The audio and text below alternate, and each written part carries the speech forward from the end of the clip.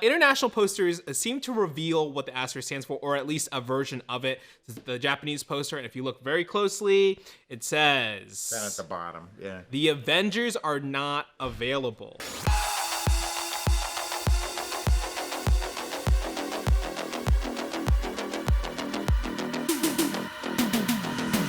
Welcome back to the Breakroom. Hey, it's Captain America Brave New World release week. It's coming out Thursday in most parts of the world, in this part of the world. With a new exciting Thunderbolts trailer over the weekend, we were eating good here. Yeah. We got a Marvel TV show coming out right now. We got another one around the bend. It's a good time to be a Marvel fan, a Breakroom viewer, somebody sitting behind this table. We're going to go through those and more, a little He-Man news, some nerdy stories you might have missed in today's headlines episode of The Breakroom. HED, nope, too slow. There it is. I'm Zach Huddleston. The seat was still warm after sitting in it for almost 5 hours yesterday. And with me today, also here all day yesterday, super producer Evan is here. Hello, yes. This seat and the little thing that I stand on, very warm. Very warm. And then producer Barrick also here. Yeah, I'll never get the image of Seal as a seal out of my head. That really was a truly deranged Really dark. And I mean, they did like 2 verses of the song. Yeah. Don't forget, we will be simulcasting our review and discussion of Captain America Brave New World this Friday. What would that be? February 14th, Valentine's Day. Thank you. Yeah, That's right, Valentine's Day. So keep an eye on your notifications. Are we going to go early or in the afternoon? Do people have time to see it Friday morning and join man. us live? I know. Well, because we also want to talk about Severance, and we got to figure out what the order of our live streaming is, and especially because we're going to simulcast. So let us know in the comments when you're going to be watching Captain America Brave New World, because we want to do, it's hard to talk about movies, especially Marvel movies, right, without spoilers and the post-credit scenes. So let us know when you're watching. Maybe that might help us decide when we're going to go live. But of course, the video will be available on YouTube to watch the replay. And if you, that's right. And if you, though you like to watch us live, which we appreciate if you do, if you can't see the movie till Saturday, Sunday, maybe even next week, you can always come back. That'll be a nice evergreen video for your enjoyment. We also want to shout out nerdriot.shop. I'm wearing one of our shirts inspired by Daredevil Born Again, a show that is coming out in just a few weeks. Brandon has hot off the press the Devourer of Worlds t-shirt with a little comic accurate Galactus there. We've got a great Wingspan shirt inspired by Captain America Brave New World for sale. All kinds of cool products over at nerdriot.shop. Okay. Today we got some Avatar Fire and Ash, Mission Impossible Final Reckoning, Masters of the Universe. But before we get to that, we've had a blast covering Severance. Quick poll in the chat and in the comments. Should we cover White Lotus Season 3? Yeah. It starts this Sunday. This Sunday. We've been actually surprised with the views that the Severance coverage has got. That's a show that, like, we as a staff enjoy, but we weren't sure that it would connect with enough of the audience to kind of justify continuing. And it's been doing great. Like, Severance has been doing as good for us as Friendly Neighborhood Spider-Man or Invincible, which is a real surprise for us. But similarly, White Lotus is typically a show built around mysteries. Yeah. Maybe not quite as opaque and, unsettling as Severance, but I don't know. I find it quite unsettling. Fair. Some of those tropical locales and barely clothed bodies. Throw in the chat. Did you or comments if you're watching this later? Have you watched previous seasons of White Lotus? Are you planning on watching weekly this upcoming season? Would you like us to cover it? Because we will definitely be watching it. We just may not be able to talk about it if not enough people are interested. Or would you, if you're not interested in White Lotus, but you have a ton of friends that are like me, that are like, watch White Lotus, would they be interested in watching our videos? Do they have an internet connection? Yeah. Can they get to YouTube? Can you pass this over to them? We're tired of you watching us. Get out of here. Dad. You don't like White Lotus? Go. Just go. Come on, Walton Goggins? Oh, yeah. Carrie Coon? Parker Let's go. Posey? Parker Posey? Yeah. Oh, my God. It's a who's who of character actors of the last 20 years. I know. Veritable who's who indeed. Yes. And some shout outs to some people who are live in our Twitch chat right now, resubbing, of course, Kobe-Wan Kenobi, Christian Unpronounceable, gifted subs earlier, and IBOC and Coco Lopez. Thank you so much. Should we get into it, Zach? Yeah, let's get into it. So let's look. We got a little image from the upcoming 2026 release He-Man Masters of the Universe live-action film. Nicholas Galitzine. So, yeah, I wanted to talk about this because who knows if we'll talk about He-Man. We probably will. But that is the same actor on the left-hand side far left as the same actor that is there doing that pose in the football outfit. So, from the right, that's from Bottoms, the comedy film Io Adibiri recently. So, on the left, also the very large man in the middle. That's not the same actor. That would be impressive. Hafthor Bjornsson, the Mountain from Game of Thrones. He's also the world record holder in the deadlift. A real-life World's Strongest Man competitor, who's also in the film. He's playing, I don't know, one of the, like, Half-Nuck or whatever. They all have weird names in like, Triclops. Triclops is a real character in that film, okay? Triclops. But he's in it. Also, Alison Brie is playing Evelyn.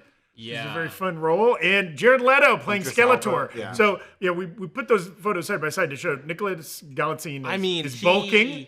Like, he looks unrecognizable. He's got the long hair, too. He's got the long blonde hair. He's bulking up for sure. He's got to play the strongest man in the universe. Bottoms was last year. But I think people... And might have filmed it. It's probably been almost close to 2 years. Yeah. But so still, he's definitely been taking the time. Transformation. Yeah, and obviously he had a bunch of movies that came out last year too, I believe. He's currently in the show with Julianne Moore, something like George and Mary or something like that, where like she's like Queen Mary and he's her son or something like that. Correct me in the chat, but yeah, I mean, it's just cool to see. I mean, obviously he's got to work really hard for that transformation, but I think, when it was first announced casting, people were like, oh, are they like trying to do like a new take on He-Man? But it looks like he's committed. It's the actual take. You're bulked up. Yeah, all about it. He's on that Hugh Jackman souse. You think it'll be like a ironic movie? Will they take it very seriously? Will it be like tongue in cheek? It is. It's hard not to do camp with it. I mean, Skeletor is very campy. All of it, Triclops. He-Man wears like a fur Speedo and carries a sword, I mean, Barbarian, that type of stuff is hard not to be campy in general. And again, there's a character named Triclops. Because he has 3 eyes. So it's like, how do you pull that off sincerely? I think like Dungeons and Dragons Honor Among Thieves could be like an interesting path there. They struck an interesting balance between like sincerity in the subject matter, but while also keeping like a lighter, goofier 100%, tone. Yeah. And also like, Dungeons and Dragons, obviously something that has become very popular over the last couple years with like Critical Role and things like that. But when new people and Stranger Things, of course, but when new people try to pick up the game, it's a lot harder. They're like, oh, there's so many rules and blah, blah, blah. And like makes the like enjoying the world aspect a little stunted. So having a film like that do so well and just be like, hey, look at this magic world. Maybe that's that kind of tone that this movie could adopt. Also being directed by Travis Knight of kind of Leica fame. He was doing a lot of the stop motion for a while, and then he directed Bumblebee, which was a great Transformers movie with Haley Steinfeld. Beloved. Yeah. So yeah, excited to see how this goes. Yeah, they're coming out next year. I hope it's great. Maybe it launches a new franchise. Yeah. We got some new images, speaking of franchises, of Avatar, Fire and Ash, also at 2026. No, I'm sorry, 2020, late 2025. This year. Coming out December of this year. I mean, I'm really bummed. I'm bummed we didn't get more trailers at the Super Bowl, but I'm bummed we didn't get a hidden Avatar trailer, That's one where like a fan trailer could be the exact same as the real trailer. No way. No way. No fan could pull off the cinematic prestige of James Cameron. He's incredible. He does it all. Empire's doing like every issue this year. They're gonna put out like a couple articles about Avatar: Fire and Ash. That has its own little thing. It's the Path to Pandora. They've been doing that, and they put out some new images. We got this shot. This is a new chief. Palak. He's played by David Thewlis, who was Lupin in the Harry Potter franchise. Yes, great English character actor who's played a lot of villains and things like that. This character's the chief of the Wind Traders, or the Talalim clan. Those were they're going to be in those big jellyfish-looking things in the sky. Oh yeah, I think we have some of those pictures too, right? Yeah, on the right. They're gonna. This was concept art that came out from D23 last year in November in Brazil. But he's gonna be the tribal leader of that tribe. And they've kind of, James Cameron's kind of talked about them as like they're very colorful and bright, and then when they come to town, it's like a big celebration. So I think they're very nomadic in the sky, kind of floating around Pandora. We also got this image of the Ash Village. This is called obviously Avatar: Fire and Ash. This is going to be the home of the Mengquan clan, and they were talking about this and they said Pandora is rich and vibrant and full of life, and this is just the exact opposite. This is from the production designer Dylan Cole. Because we've seen very lush environments, right? From the first one, very jungly. The second one, the water looked so good, and all the reefs and things. Now James Cameron's on the Ash technology. He's like, I've made dirt look incredible. You're gonna love it. But I think it looks cool, and this is gonna be a different tribe they're living in an old. I think it looks like one of those burnt out mother life trees. Right? Bring it up again, Dashiell. It's the trunk of one of those trees. Yeah, maybe it was destroyed, but they stuck around and they stayed. I think this will be interesting too because Avatar gets its knocks for its story. Is not what is this sour face you're making? Couldn't be less interested. Oh my god! Avatar: Fire and Ass. For all I care. James is gonna come for you, dude. James Cameron's gonna hunt you down. Come for me, Big Jim. He will drag you to the bottom of the ocean and leave you there. Come for me, Big Jim. Go back to making Aliens movies. This stuff is poop. No, I know they're some of the most great. popular movies in the world. People watch them, but I think people have bad taste. It's fine. But I like this idea because I think the movies are very focused on obviously the Na'vi's struggle against the RDA. But it might be interesting if there's another tribe in there that maybe the other tribes don't get along with really well. Yeah. Put another front on this war. You know what I'm talking about? Let's have the battle coming from all over the place. But Zach, you're pro colonialism, so you'll like this next image. I wish there was more from the Space Marines point of view. Well, they'll be burning the planet still. We got a new shot of this giant RDA ship. I know you're saying, we saw these ships in the last movie. No, you didn't. This is a big factory ship, which is twice the size of the Sea Dragon ships that we saw in The Way of Water. Twice the size. Yeah. And that ship was big enough to have a whole, contained battle, right? Of just them kind of skulking or stealthily walking around. Yeah. And, the frame rate a little jumpy during the battle, but it's okay. Speaking of that battle, the production designer Ben Proctor was quoted at Empire saying that the upcoming Fire and Ash movie, they're gonna quote, they're going to see an airborne and waterborne battle for the ages, Zach. For the ages. As for the Pandoran forces and RDA, they clash in a really interesting environment. He also said it would make the Way of Waters in battle look like nothing but a skirmish. Wow. They're going big time. Are they really saying any details about the script? Yeah, they said it's great. No, I mean are the words going to make sense this time? What do you mean? You don't like reading subtitles in a movie? Is that too much for you? They even gave up on the subtitles at the beginning of the second movie. Yeah. He was like, actually, I just see it like English now. Yeah. It all sounds like English to me. Yeah. That's the best part. You just plug in and you can speak any language now. Yeah. This is great. Yeah. You just plug your hand into the tree, you understand everything. Let's move to some other gerontocracy franchises that I'm uninterested in. Mission Impossible. And I'm in a hater mood. Guys, we were streaming too long yesterday, okay? I love movies. Show? I do not love Avatar movies, okay? And I am mixed on Mission Impossible movies. I hope this one wins me back. We got Tom Cruise. Ooh, look at him. He's underwater. Talk about the Way of Water, right? He was hanging on a plane. That's one of the big stunts. That's another big stunt he's going to be doing. Look, there was a shot in the first teaser, right, of Haley Atwell swimming underwater. Seems like underneath, passed out underwater. Yeah, and even that water sequence in what is it? 4, 5? The fourth one, I believe, is when he goes inside the water oh tank. My God. Yeah. So cool. Don't know how much of that is real. Doesn't matter. It's so convincing. I mean, there's a lot of it, it's a lot of Tom Cruise, the actor, being in a water tank for a long amount of time. A lot of the Avatar people do the same. But he is really pushing his body to weird places. I mean, bring up that image one more time. I just want to say, Tom Cruise is 62. Yeah. Looks pretty cut for 62, Looking good, yeah. I like, too, how he was like, give me a mask where they can still see my face. Yeah. And it's well lit up so they know it's me. Well, and it's something I do appreciate. We knock on so many movies for bad CG, or what is perceived to be bad CGI, or, fully CGI in the case of Avatar. Yeah, like doing, pre-res of the final battle, and they're not even using the actors. Pedro Pascal's not even on set for Mandalorian and Grogu because they got another dude in the helmet, right? No, Tom Cruise is like, I want the people to see my face, Yes. to know that I'm doing these stunts. I'm risking it all. I'm not wearing a helmet when I'm riding a motorcycle, which I think is dangerous, Tom, and a bad example to set. But he wants the people to know it's him. Yeah.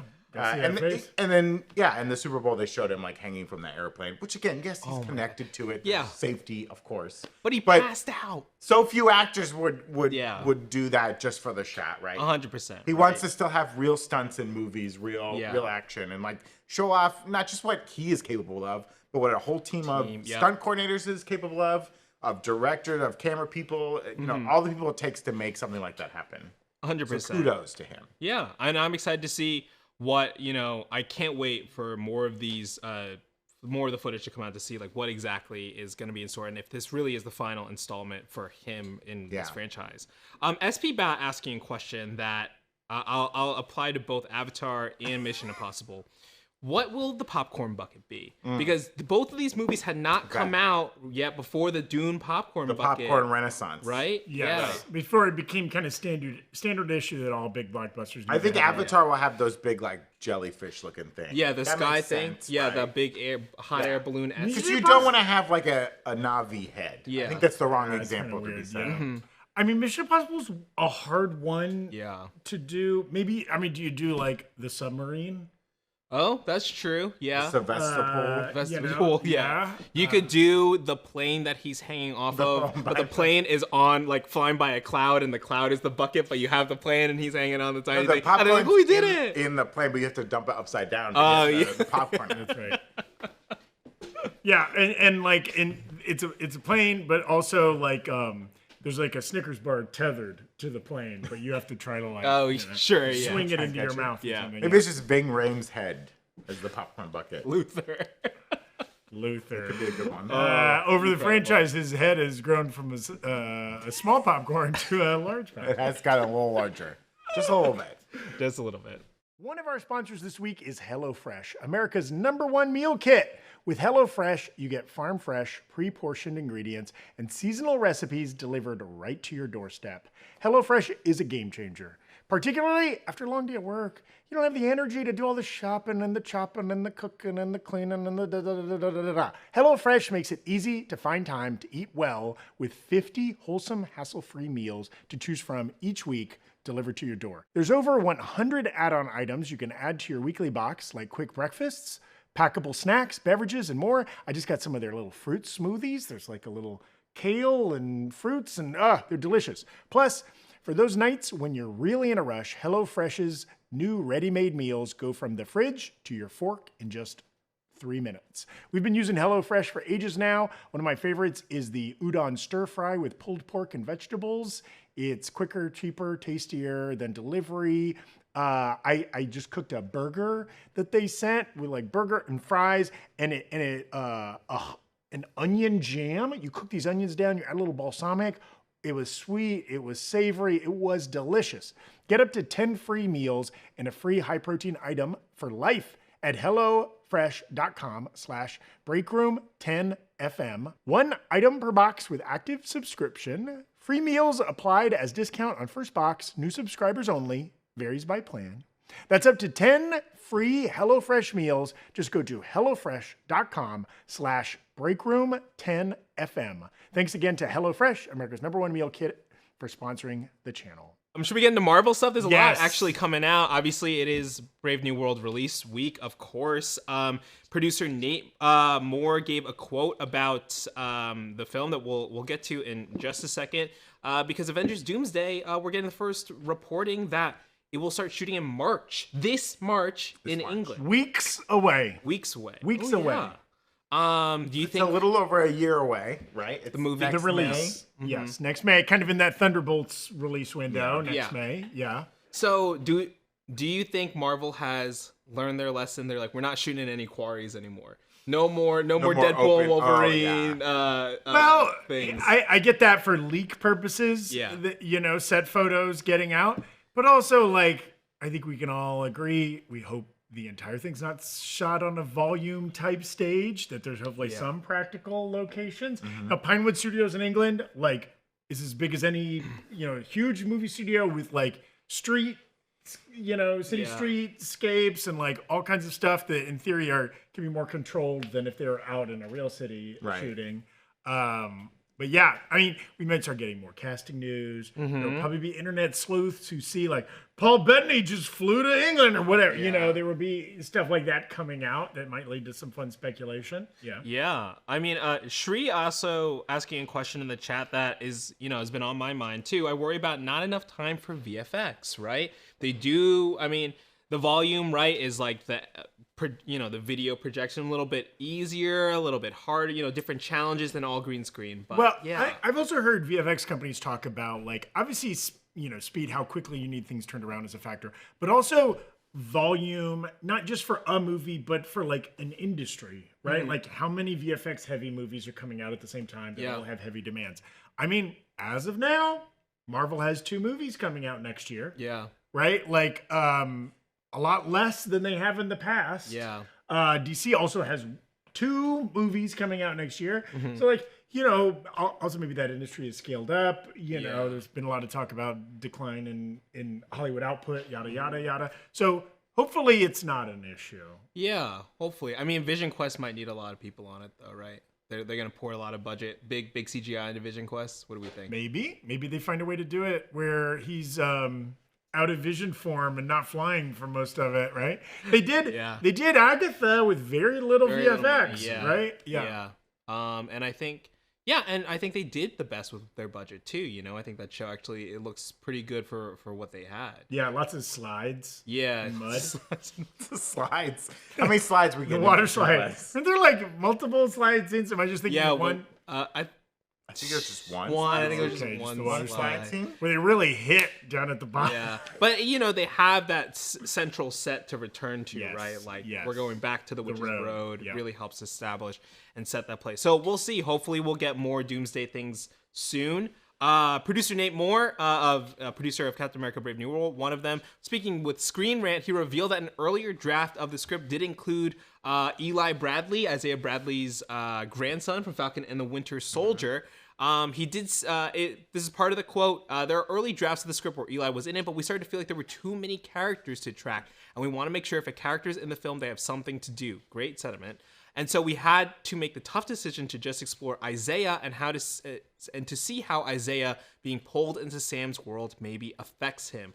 Nate also goes on to describe Isaiah being a mentor to Sam, which I think is going to be interesting because we've seen Isaiah a lot in these clips of him attempting to assassinate Thaddeus being kind of activated somehow. Yeah. So will be interesting to see how if the quote is anything to go off of, like the relationship between the two of them in this film and what Isaiah his role will be later on in the movie, if any, right? Will he be enlisted to fight Red Hulk? Will he take care of some problem while Sam is doing something else? What do you guys think? I have a feeling that the earlier drafts of the script was more of a continuation of the Falcon and Winter Soldier storyline, and then when it was like, oh, we're gonna put the leader in it, and like Red Hulk's gonna be part of it. I don't know how much of that was the initial kind of push, and I get the sentiment too, where they're like, I have a feeling Isaiah Bradley is first act of the movie only, right? Kind of get the thing moving along. This latest trailer showed a shot of the raft. The prison in the ocean, and I bet like Isaiah's taken there. Sam Wilson goes to talk to him at some point, and then we never see him until the very end of the movie, right? And I also think he's been so heavily featured in the trailers because they want to have audience start going, who is that? Because they don't want to expect the audience to have watched Falcon or Winter Soldier, or maybe even remember it from 2 years ago, 3 years, 4 years ago. Yeah, 21. Yeah. So I think a lot of it is just like we're putting him in the trailer. It'll make you already as an audience member in the preview, you saw him attack the president. So when it happens in the movie, you're not going to be like, wait, who is that guy? Why is he strong? Hopefully you've answered those questions already on your own. All the people watching the trailer will be like, I got to go watch some new Rockstars videos to figure out who this guy is. Yeah. So now, and then they don't want to explain who his grandson is and how his grandson has powers or strength. And the introduction of Ruth, right, is another character, as well as, you're bringing Liv Tyler back to play Betty Ross, and you have It seems like Harrison Ford's aide might play a bigger role in this movie too. She was featured in a clip. I'm forgetting the actress's name at the moment. Of course, Joaquin Torres. We want to prop up that character as well. Yeah, does seem like a lot going on. Would be hard, you know.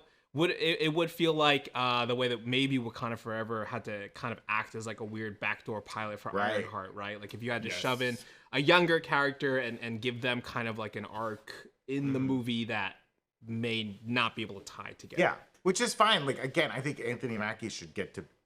This should be his story, mostly in the movie. Yeah, and I hope that it is, and not too much is lost on like all these kind of side stories. And I hope at one point he goes, "Whose movie is this?" Yeah. When he acknowledges, he acknowledges in the movie that he's in a movie. Wow, Yeah. He gets that meta. Huh? He breaks the fourth wall too. Oh wow! Now that Deadpool's done it, everybody's doing it. Yeah. She-Hulk did it. He's like, "Well, I want to do it as well." Yeah, Red Hulk throws him into a theater and he's just like crashes, like getting up. He's like, "Wait, whose movie is this?" He makes eye contact with the audience. Yeah, and then what is this, some kind of a Red Hulk? An actor comes out on screen, just like Megalopolis. Someone comes up to ask him a question. The usher will come out and say, yeah. "Mr. Wilson, you need to leave the theater. You are Captain America." He goes, "That's right, I am." Yeah. Takes off. Yeah. Final predictions, any and hopes for Captain America 4. Obviously, we hope it's a great movie, right? Yes. Like first and foremost, we hope it's a great movie. You want every movie you watch to be good. Honestly, you don't want to watch. I personally don't want to watch a bad movie. I'm not a bad. And we have to watch all Marvel movies, so we certainly don't want them to be bad. I think like one thing that's hard to convey in the trailers is like how cool the action set pieces are in their entirety when you watch them start to finish. Yeah. And so like I'm really hopeful. I'm excited to see them as a full package where it's not just cut to make a exciting 60-second trailer, you know? I know. I want to see these like the full fights between Cap and Red Hulk, or some of these like dogfight air battles, right? Where he's kind of with the wings up in the sky. Like I'm excited to see that. Yeah. Yeah, that one clip they put out of Sam Wilson like fighting in, it looks like a church, and Joaquin's like, "Do you need help in there or whatever?" And they're being sassy on the radio. Yeah. That looked great, and like I would love some good like physical action that doesn't feel like too CGI heavy. Yeah. But I also do want some fun air battle stuff. Yes. You know, it reminds me of the first Iron Man, which he barely air battles the jet in that movie, right? He's trying his hardest not to damage it. Yeah. But it was like a fun sequence. It really showed.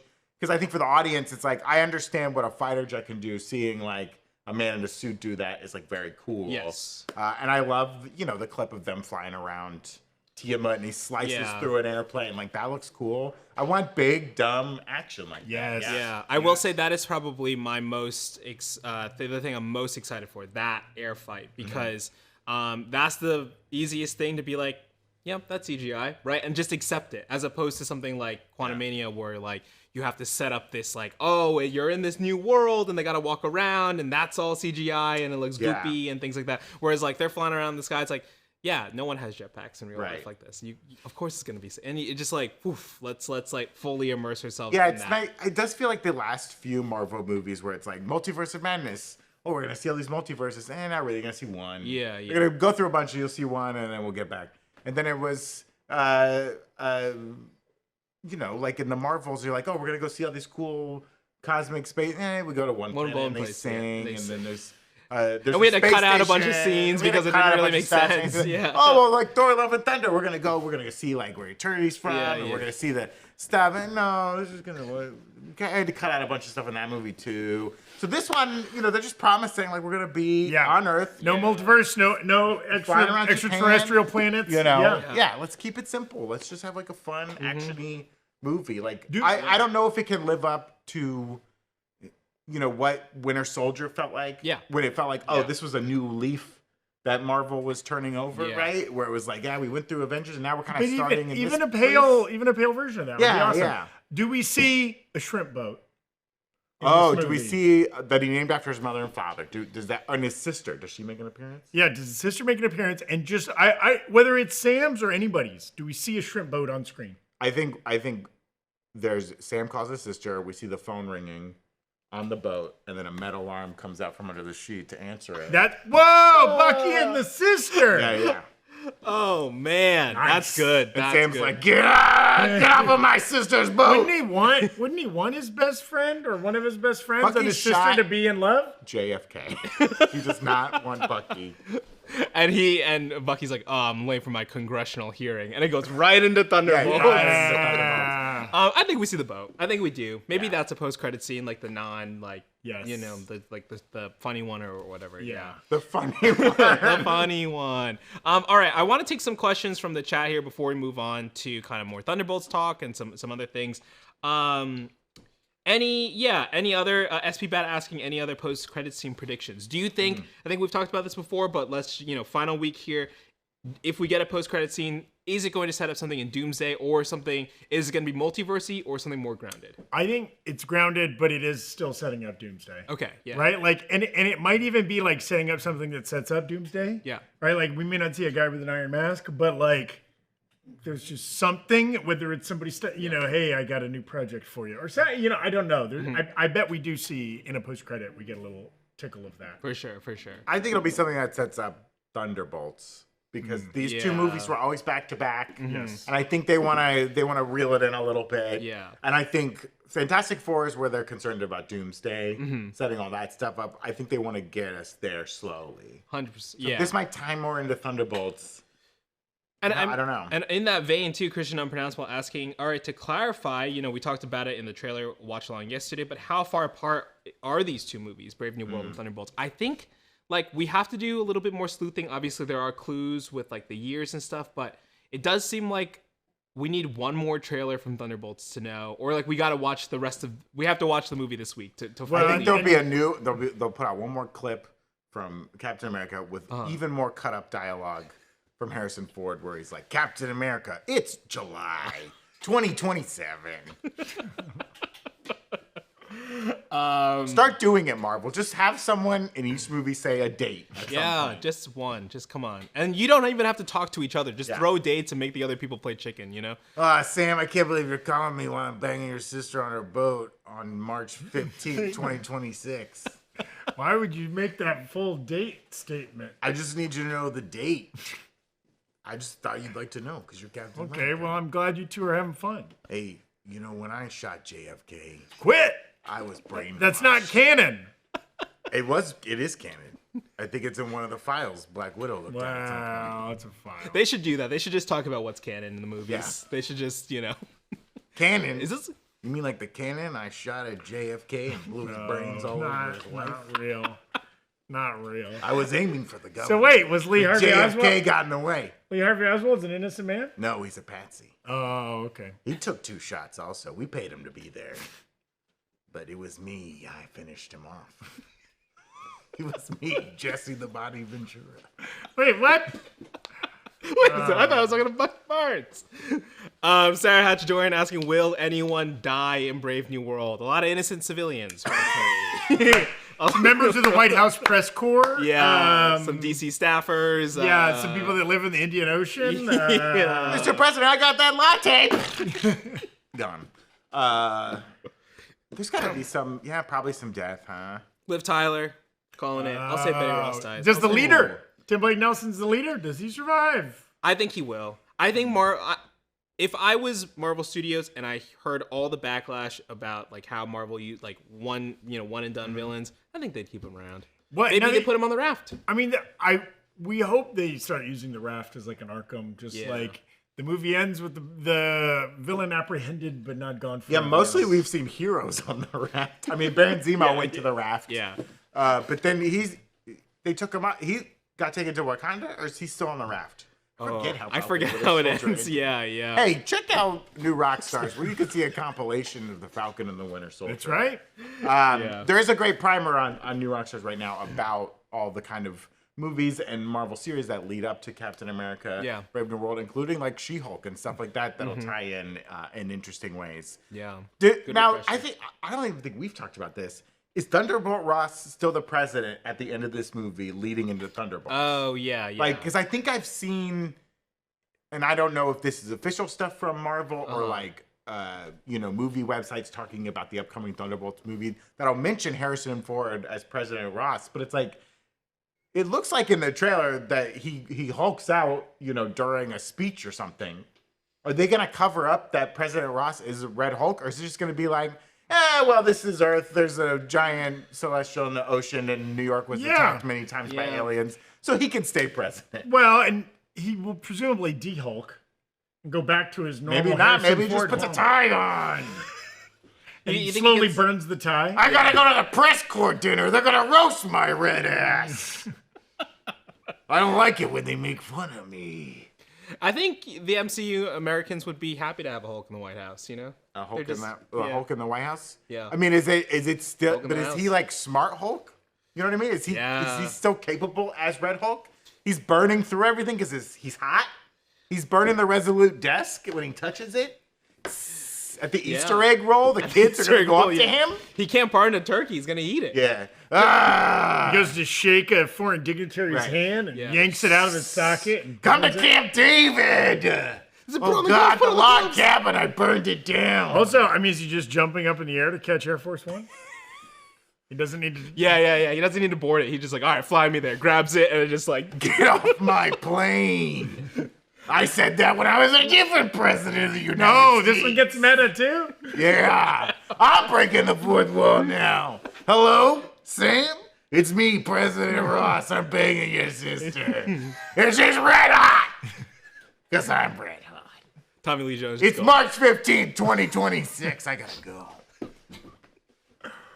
How many things is Sam gonna cut in half with his wings? Ask Captain Cannabis. Exact number? We know one jet goes down. One jet goes down. I say he cuts 5 things with his wings. No! 5 wing Five cuts. things? 5 big Slices? boom wings. That'll get old as hell if they keep cutting this stuff up with wings. Well, Rule of but fives. in one Rule of sequence, fives. Hulk can throw a bunch of stuff and he just slices through it in He one just sequence. keeps spinning. He just keeps barrel Doctor Strange rolling. cut a bus in half. Why Yeah. can't he cut things in half? He didn't too? cut 5 buses in half. Maybe he did in the Multiverse of Madness. I say 3. 3 things get cut in half. I'm saying one thing. We all picked Prime And we all Members. saw it? What? You think it's the jet that we all saw? I think in that's the it. trailer? That's the only thing that gets cut in half. That's lame. It's lame as hell. He's gonna cut a cucumber. Does Joaquin Torres get to cut stuff? Ooh. Is Joaquin Torres' suit, is that still made by the U.S. government? You think? I think It's- so. I don't think just like a full-blown- Wakanda's making another one. Yeah, it's just a full-blown hand-me-down, right? No, I'm sure they've like... He says like, I make your old tech look good, but like it's clearly he like Because did a little thing. the first one is designed by Stark Industries. Mm-hmm. It is a Stark Industries suit. And now we know like the DDOC has acquired a lot of Stark technology. Mm-hmm. Because they have the drones and they have like the sound cannons in the Miss Marvel series. Right. And with the death of Tony Stark, I guess Pepper sold off a lot of the stuff. I don't know. She did a Yeah. bad job keeping that tech in-house. But they have access to it now. So wanted to give this is back. the government-built Falcon suit. And then Captain America gets to have like the nice Wakanda vibranium. Yeah. I think Joaquin Torres cuts 2 things. 2 things? Yeah. I think he tries and he doesn't get all the way. Ooh. Does know he what I get mean? stuck? Yeah, he gets stuck, and then Sam has to be like, "Guess you're not as good as me." And then Joaquin calls Sam. This is Joaquin Torres. No. I'm banging your sister. What? It's March 16th. Hey, is the president there? Wait a second. These sheets are still warm. President Ross? That's how it happens. Hey, we're fans of female pleasure here at Yeah. the Breakroom. Get Okay, some, so girl. there's no judgment here towards Sam's sister. Yeah. Okay? Do No, your no, thing. no. Do your thing. Do your thing. All right, let's also talk about Colman Domingo, who's doing a fantastic job as Norman Osborn and your friendly neighborhood Spider-Man. Honestly, great highlight of this show for me. He's doing great. Yeah. Really curious where he's going to go with the character. He said in an interview with Josh Horowitz for the Happy Sad Confused podcast that he's like, I'm excited for audience to see, Norman become Green Goblin as in later seasons. So maybe we don't even get a full on Green Goblin transformation this season. Time will tell. More importantly, Josh Horowitz asked him about him being the next Kang the Conqueror, replacing Jonathan Majors in the role. That was a widely sourced rumor for a while, and to the point where he was like, I had to call my people and was like, were you talking to people without me? Like, do I not know about this? He started to believe that. But he said that if you were to join the MCU in live action, which he wants to do, that he would want the role to be his. He said, I want to build something from the ground up that's my own. And the Kang talks were never a conversation from his point of view. So what do we think if Colman Domingo, who's obviously he's a great actor, everyone should go out and watch Sing Sing, the movie that he's out promoting right now for Oscars. If you were to join the MCU, I think there's a high likelihood that he would be Norman Osborn, right? A new Norman Osborn in the new Spider-Man film. What do you guys think about that? I mean, he's doing a great job in the animated series. I don't see why he couldn't do it in live action. I think it's like a little sticky in so much as, you know, it's either like the character of Norman Osborn has been around.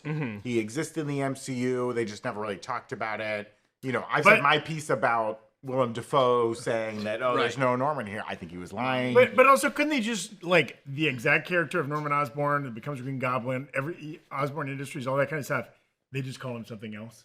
Like he has a different name? Like he's not Norman Osborn? He's Normal O'Neill or whatever. I don't know. Whatever, right? Yeah. Like, you just give him a different name. He's Orman Nosborn? That's right. Orman Nosborn. Yeah.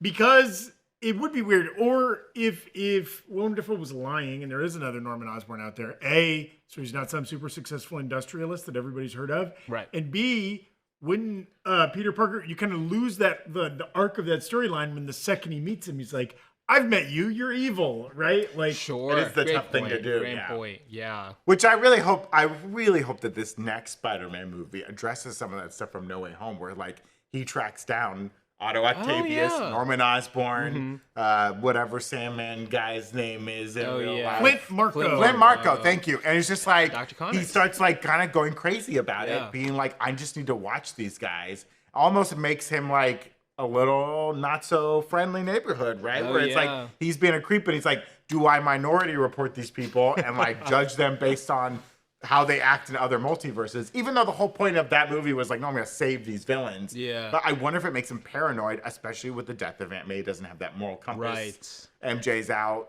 She's calling him, hi, I'm on Sam's sister's boat. This is MJ. You don't know. Okay. I don't know who you are, but I had a feeling I should call you right now. Speaking of the rule of fives. It's February 29th. It's a leap year. It's before. It's before all the other ones were in March. 2028. It's further than it's much later. Okay. Yeah. But no, I like that idea of like a Spider-Man who's like went through this and is like, oh, I helped all these, but should I be worried about these people in my universe? And could they become the same? I mean, it would be great to see him kind of like, you know, he's like, all right, hey, I met a version of you that like breaks bad, blah, blah, blah, blah, blah. Hey, stay on the good side. And they're like, okay, Spider-Man, sure. And then he's like, great, I don't have to worry about any of these people. And then we see random other people because because he's like, he like pushed them out of the way, but someone else took them. Butterfly affected, yes. Yeah. So I mean, it would be cool to see Colman Domingo embrace like a really cool character. I mean, I think he's doing great as Norman Osborn, but yeah, it does get sticky, as you would say. Right. I mean, let him be. I have no problem with it, and I do think that these Secret Wars, Doomsday movies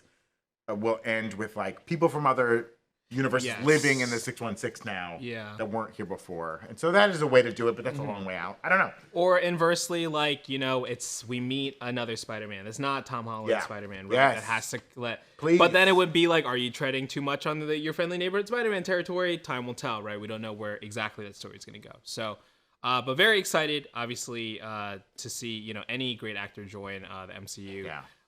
We got this new Daredevil image, and Dario Scartapane's out there. He's the showrunner. He's always talking. He said the level of violence is way up there for a Marvel Disney show. I don't think there's anything else even in the ballpark. There's a moment in this that is absolutely batshit and way past anything Netflix ever did. And I'm having a hard time believing that, Dario. I know, it's full Temple of Doom. Daredevil just rips some man's heart out, straight out of his chest. I think it's Daredevil uses Amazon Prime, and they were like, Netflix would never show that. That's right. Oh, yeah. Can we see that image one more time? Does Daredevil not know that there's no one standing in front of him? That's fine. You think he's fighting? He thinks he's fighting someone right he's fighting Reed Richards, and you got to keep extra distance because that guy's reach. He's got that reach. He's got that reach. Wait, one more time? Sorry. I was just trying to see if they photoshopped someone out, but the tiles. Do you think that is that cart behind him? Is that set, or is that like It does look like a mine shaft type of scene, doesn't it? It could be Kalima. Down in the New York City mines. He's just down in the old salt mines. Yeah. I love this showrunner. Now, we previously gave him a lot of guff because he said that like the old version of the show was a lot of. But now, we didn't put the right context on that quote. He was saying that a previous version of the show was boring was the one that had been shooting, Yes. the Disney Plus one that had been shooting before he got brought in to take it over and to kind of redo it. He was not saying that the Netflix version was boring, but he was calling the one he took over, it had been boring. I mean, the Netflix one is hyper violent. In the first episode or first couple episodes, Kingpin smashes a dude's skull. Yeah. There's Something multiple like that. times in like a car door. The final fight, spoilers, in season 3 of Daredevil between Daredevil and Kingpin is so good and bloody and like violent and brutal. I don't know what else he could do. I mean, I do wonder if this denotes the death of a major character. I think so. Yeah. Maybe Foggy, maybe Karen, right? Is Yeah. that something that they weren't willing to do on that series? Was like kill off one of those characters, but they're gonna do it here. They killed Tom Holland Spider-Man. They killed. Let's go. Ooh. Episode 1. Episode 1. Episode 1. Just So you're my lawyer, We right? want to get into. We got to get into this Thunderbolt stuff. Okay. Because we've been delaying too long. I'm sorry. Actually, let's roll trailer. Let's watch the trailer one Again? more time. Let's watch that music though, because we're copyright Strike City.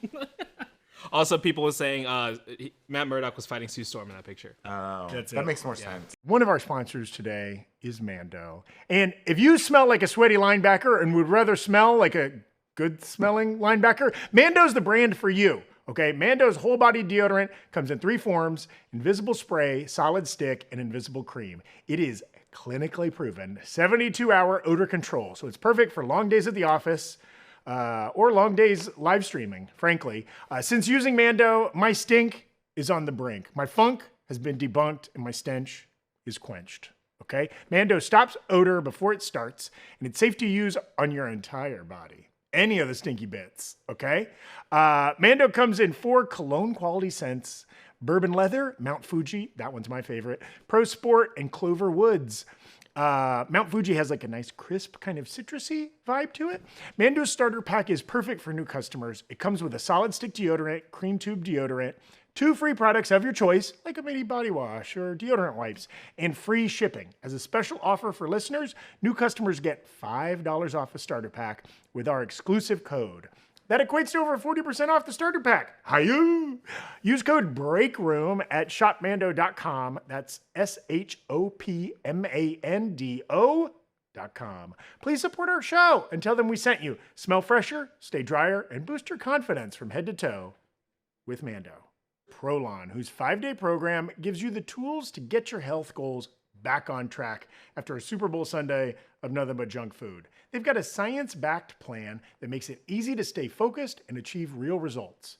Prolon's fasting mimicking diet is a revolutionary plant-based nutrition program that nourishes the body while making cells believe they're fasting. We did Prolon's January fasting challenge and loved it. Enough so that we're going to do it again this month. The 5-day program includes snacks, soups, and beverages designed to keep your body in a fasting state. No guesswork or planning required. Plus, you get motivation and guidance from longevity and nutrition coaches. After just a few days, you get more energy. I was feeling better, sleeping better. I woke up just feeling better every day. Plus, once I was done with my 5 days of Prolon, I felt less tired after meals. It was really good. The program was researched and developed for decades at USC's Longevity Institute and is backed by leading US medical centers. Prolon helps support healthy blood sugar, enhanced skin appearance, fat loss, and improved energy and focus post-fast. 3 consecutive cycles of Prolon have been shown to reduce your biological age score by an average of 2.5 years and your waist circumference by 1.5 inches. To help you kickstart a health plan that truly works, Prolon is offering the Breakroom listeners 15% off site-wide, plus a $40 bonus gift when you subscribe to their 5-day nutrition program. Just visit prolonlife.com/breakroom. That's prolonlife.com/breakroom to claim your 15% discount and your bonus gift. Once again, that's prolonlife.com/breakroom. Dude, that effect of them like getting obliterated. Do you think that can be undone? Hopefully. Yeah. Ding. Bing, bing. I mean, a lot of people saying that, I mean, maybe not a lot of people, but I was seeing some chatter online about people not being excited about the trailer or being confused about who the Thunderbolts are fighting. do you need to know? Like, it's so I don't know. I really like this trailer. Yeah. I really like Also, all the do marketing you for need this to movie. know the antagonist from a trailer before you go see a movie, Yeah. right? Like, obviously, they're leaning heavy in all of the promotion on like the team, the group dynamic, this group of misfits, right, who are forced together to accomplish this task.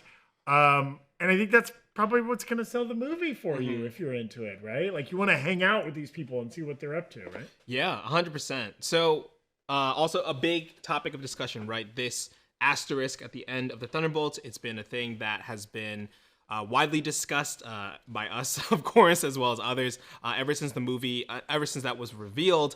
The asterisk did change with the font change. There's one less dash now. A What does that 5-pointed mean? star 5 instead of point- like a 6-pointed star. Yeah. So, maybe that means Taskmaster dies. We'll see. But international posters seem to reveal what the asterisk stands for, or at least a version of it. This is the Japanese poster, and if you look very closely, it says... Then at the bottom, yeah. The Avengers are not available. Yes. And so I did a little Googling, and it is like whatever American journalistic standards, right? You can use for a footnote, you can use an asterisk. Sometimes in a book, if you're reading that has footnotes, they'll use numbers too if there's multiple footnotes on a page or something like that. Yeah. And so that's what it would be. But now that makes sense for titling posters, things like that.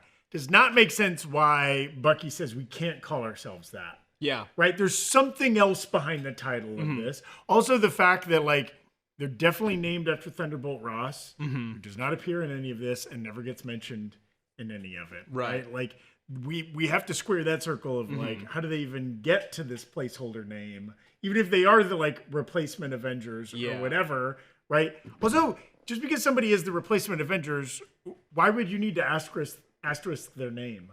Yeah, I mean, maybe they're just like not the official Avengers, right? Like Thaddeus Ross is still out there being like, all right, Sam wouldn't agree. I need new Avengers, but not these guys. Anyone but these guys, right?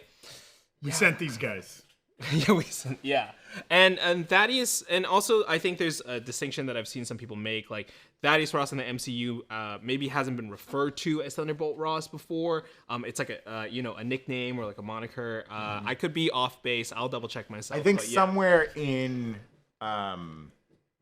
Incredible Hulk, I think you see like Oh, like Flash a dog to his- tag or something. yeah, something. Like call sign. that's- yeah, but that was more like an Easter egg. And that was a long time ago. That was a different actor, of course, and Yeah. kind of a side universe of though it is canon.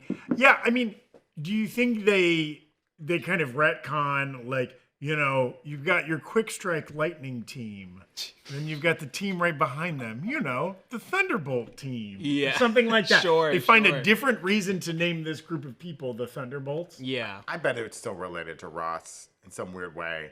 I think it's interesting that, Val is saying that, the Avengers are not going to help us. Saying it looks like maybe a congressional hearing or some sort of committee has called her in. She's the head of the CIA, at least she was in Wakanda Forever. I don't know if she still is, which is a very public, front-facing role. When we first met her, right, she was kind of secretive, recruiting John Walker, recruiting Yelena behind the scenes. But as head of the CIA, you're a very public-facing figure in the government.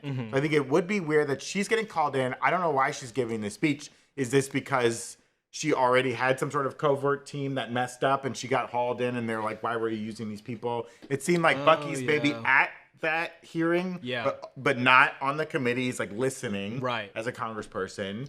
And then I also think it's interesting that I think when they're all kind of tied up and Bucky's talking to, obviously Bucky chases them down. Yes. Maybe they already did one mission for Val and they're in trouble. Bucky has I think Bucky captures them. Yes. Because who else is wrapping rebar around 100%. super soldiers, if not another super soldier? Yeah. Unless he finds them like that, and Sentry did that. I don't know why Sentry would do it.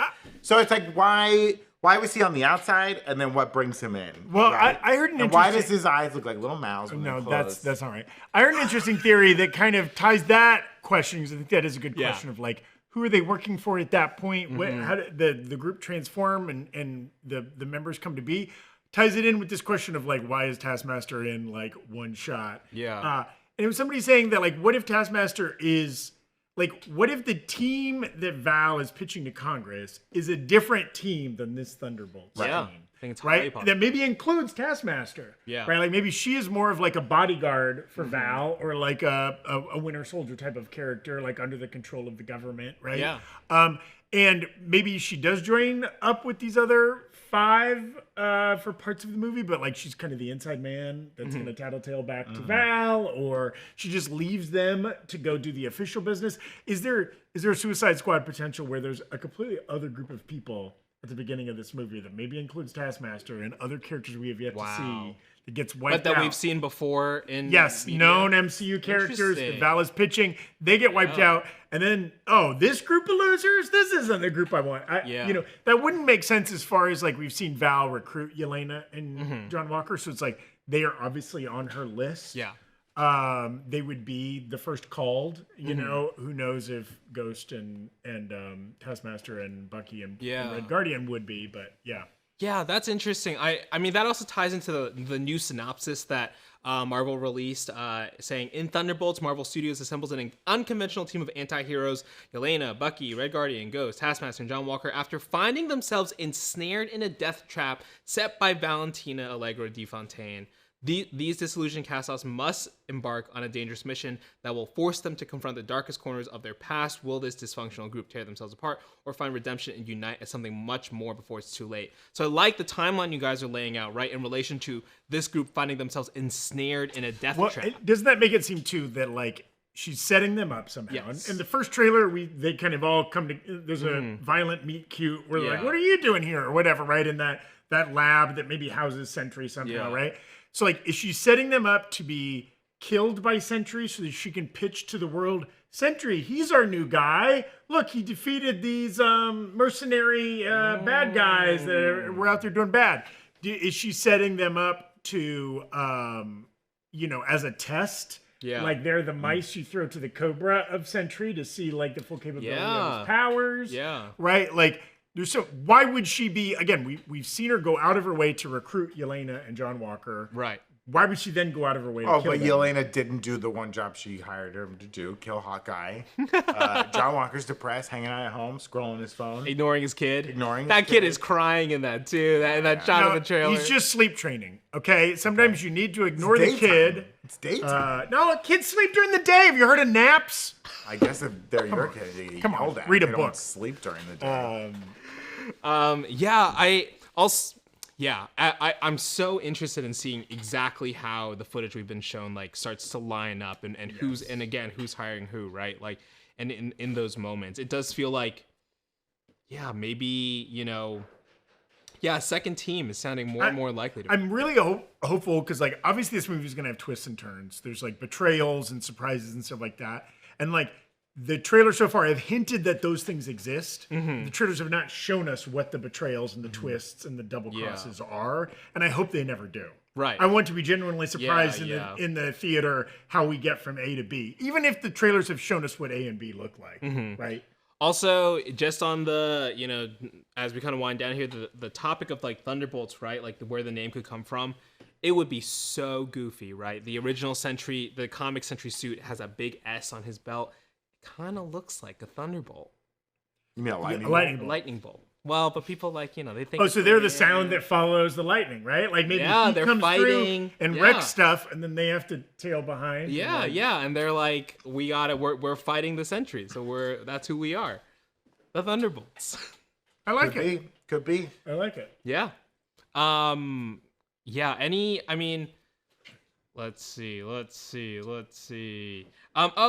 Also, let's just talk about the Void really quick too, right? The other half of the Sentry's powers. We're assuming that kind of black shadow that spreads is like part of the Void emerging. Do we think the Void could they link it to the TVA Void and it takes the form of Goliath? No. And I don't know if they'll call it the Void. Yeah, that's what I think, because they've already used the term Void. They'll call it something and else. I don't know if it'll be like a sentient being or like another personality, because, like, again, that kind of like dual personality thing. I don't know if they want to get into Jekyll all and that. Hyde kind of. Yeah. I mean, I do love the way the city looks so desaturated. Yeah. And now people might just be like, no, that's how all the Marvel movies look. But it does seem, because when they're in the desert, it has like color to it. But like, Yeah, when that stuff starts to happen in New York, it seems like all the colors getting sucked away in like a weird way. Looks a little very fire, similar to like Thor 5, yeah, right? Fire and Ash. Yeah. Yeah. A little fire and ash, if you will. James Cameron, he and I do like that it doesn't show Sentry really doing any he's using his like molecular manipulation powers, but not like flying around punching people. Yeah. Just kind of give them a little hand. Also, why would you hand up and they just disappear into the ground? If you can black smoke people, why go to the trouble of yanking Bucky's arm off? Well, he threw a punch. Yeah, but why not just black smoke him? He's close range, and he respects him as a congressman. Oh, well, I guess we'll find out. He's a duly elected member of. I mean, it's pretty disrespectful to yank somebody's arm off. I also did see a comment in the chat. Captain Cannabis saying, "Please God, get Leapfrog to be in that group. Leapfrog from She-Hulk to be in that." They'll have Batroc, but not Leapfrog. That's right. Only one leaper. Batroc canonically dead. He got blown up in that helicopter in Falcon and the Winter Soldier, right? Oh, I think he was still around. No, I think he died. Let's get George St. Pierre on the show. Yeah, go on the show. Call him, please. Call him. Well, that's it for us today. Let us know your Thunderbolts thoughts. Let us know your Captain America Brave New World screening time, the ticket, the theater you're going to be at, all that kind of stuff. Yes. Yeah, what format you're seeing it in, who you're seeing it with. Whatever you do, don't see it in 4DX, okay? It will hurt you. I promise. I saw Sonic 3 for a second time in 4DX. Guess what? I got COVID afterwards. Damn, 40X gave Evan COVID. Yeah. You heard it here, folks. I saw the Batman in 40X, and like I didn't feel right for a week. Okay, I don't know. That could be a selling point for you if you're a real adrenaline junkie. Yeah. I'm just saying, if you're old like me and your spine is delicate, do not be messing with that 40X. And bouncy. It's fun to kind of like play around with like the settings though. You're like, can I handle this level right now? Well, also I don't know if it's all 40X, but like the first couple rows are the full-blown shake-em-ups. But then, like, back rows, I think you might still get, like, the mist and the smoke, but you don't get moved. I don't know. Maybe it varies. I think I got cheated out of a 40X Just avoid ticket. It. Go to a nice, solid IMAX. I don't think I went to the right one. Go to one. an IMAX, get the Dolby, just, keep it straight up. Yeah. Nice. Well, let us know when you're watching Captain America Brave New World. Make sure to subscribe to the Breakroom channel on YouTube, of course, and give us a follow on Twitch, where we do videos like this live. Follow us on socials, on Twitter, on Instagram, on Blue Sky, and Threads. We'll catch you later, everybody. Yeah! Bye!